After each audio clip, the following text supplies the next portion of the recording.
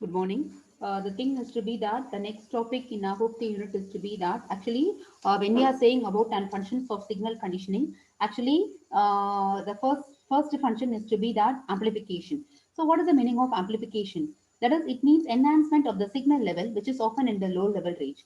So the amplification system must bring the level of transducer signal to a value adequate enough to make it useful for conversion, processing, indicating, and recording.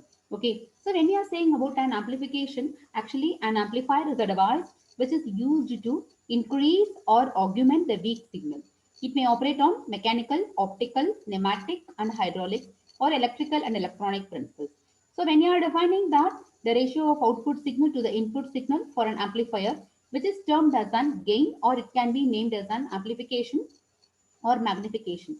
So when you are defining the gain amplification, it is expressed as I naught by II. So the both are will be the same quantity. So the thing is to be that when you are defining a gain, so it is to be a dimensionless quantity. So in order to get better magnifications, we will be using often two or more amplifiers which are arranged in series or cascades. The overall gain of the arrangement is given by the product of individual gains of the amplifying units. So with that, we can able to gain that the output current to the input current is equivalent to multiplication of the G1, G2 and G3. What about the types of amplifiers? So when you are saying about it, so on the basis of principles of working, we may be categorized as follows. The first one to be the mechanical amplifier, second one to be the fluid amplifier, and third one to be the optical amplifier, and fourth one to be the electronic amplifiers. So let me see one by one. What about the mechanical amplifiers? Actually, the mechanical amplifiers will be further classifying into simple and compound levels, simple and compound gears.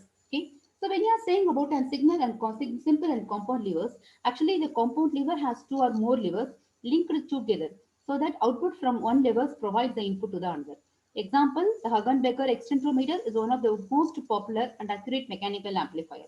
It uses a system of compound levers to give very high magnification to the order of 2000 or even more. When you are saying about the simple and compound gears, the simple and compound gear trains are used quite frequently to provide mechanical amplification of either angular displacement or rotary speed. And when you are saying about a compound gear train, it gives greater modification with the additional advantage of no charge in the direction of input signal. Example, the gear trains are used for the magnification of displacement in the Bourdon tube pressure gauge and the dial test indicator, where linear movement is translated into rotation by means of rank and pinion. What about the limitations of mechanical amplification? The mechanical amplifications are earlierly stated, which is usually suffers from errors caused by the following factors. The factors are to be the internal loading, friction at the matting parts, elastic deformation, and backlash. What about the fluid amplifiers? Actually, it may be classified as an hydraulic and pneumatic. Hydraulic amplifiers. When a small displacement is applied to a piston operating inside a cylinder containing some liquid, there occurs a large displacement of the liquid in the output tube, which has small diameters. Example, the principle is employed in the mercury in class thermometer and a single column manometers. Whereas in the case of a pneumatic amplifiers, pneumatic methods are extensively used and it can be applied to any type of measurement. Whereas the case of an amplifiers, in optical amplifications, a ray of light strike a mirror with an angle of incidence and get reflected with angle of reflection equal to the angle of incidence.